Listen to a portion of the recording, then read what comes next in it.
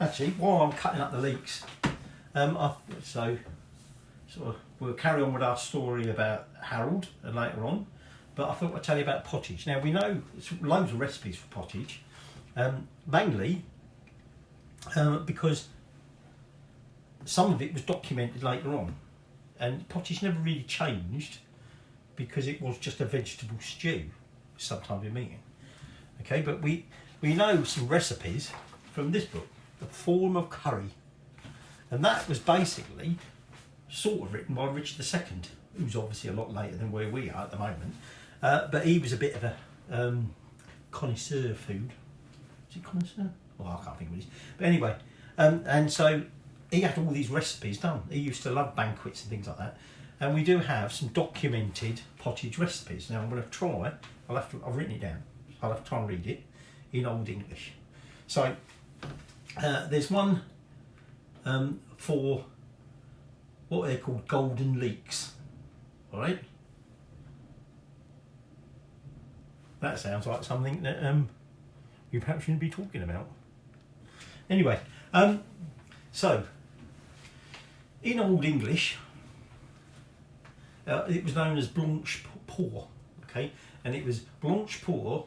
Sorry, to make blanche pour, take white leeks and parboil hem and hew hem small with onions. So chop them up, okay. Cast in good broth and seethe it up with small bruddies. Now that is small birds, like blackbirds or song thrushes or things like that. Okay. Colour it with saffron, so saffron, and powder it with poudre douce. No idea what that is, right? So that was a dish called golden leeks. Okay, like we say, that had meat in it. It had birds in it. Okay, we're not having birds. I told you we're having pig meat. Okay, there is another one in there, and that was with another favourite, cabbages. Okay, we're not having cabbages. Okay. Last time we had cabbages, that meal before, it had a bit of a profound effect.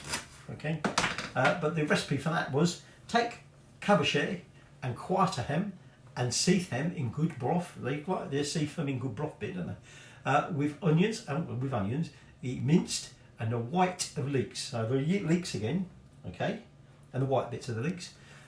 He slit and core small, so slice them up small, okay, and do Pareto saffron, so more saffron again, they like their saffron, but bear in mind this wouldn't have been peasants, they wouldn't have saffron, and salt, and force it with poudre douce, again that powder douce stuff, alright. So I just thought you might like to know, there are some actual documented recipes, okay.